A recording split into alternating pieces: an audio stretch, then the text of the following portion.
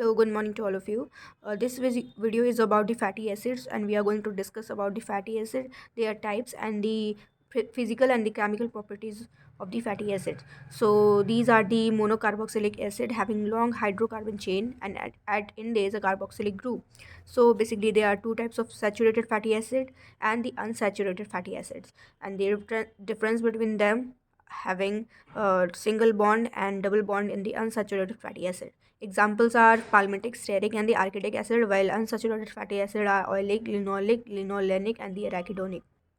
So some important saturated fatty acid are given below, and unsaturated fatties are palmitoleic, oleic, linolenic, and arachidonic, where arachidonic acid is the saturated fatty acid and arachidonic acid are the unsaturated fatty acid.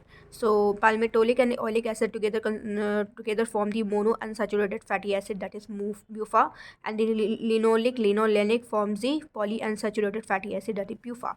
So according to the body requirement, the essential fatty acid and the non-essential fatty acid are there, in which examples are there, linoleic, linolenic, and arachidonic, where the palmitic, stearic, and the oleic acid are the non-essential fatty acids. So out of three essential fatty acids, linoleic is the most vital, as body can synthesize linoleic from the linolenic and the arachidonic acid. So prostaglandins are the another term which is a derived form of the arachidonic acid, related with the allergy, inflammation, acid secretion in stomach, cellular messenger, and contraction of the uterine wall at childbirth. So physical properties of the fat are the pure fat are generally white solids, or oils are generally yellow liquid, tasteless, odorless, insoluble in water but soluble in organic solvent like benzene acetone. It doesn't pass through the membrane. It also forms the cell membrane. They are lighter than water, having low specific gravity, less than 1, so it floats on water.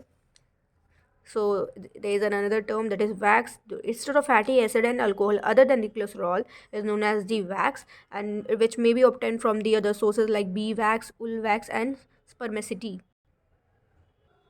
Chemical properties of the fatty acid are it takes part in the hydrolysis and form the triglyceride, that is ester of fatty acid, and the glycerol by hydrolysis, acrolein formation, hydrogenation, saponification, that is formation of the soap and detergent, rancidity.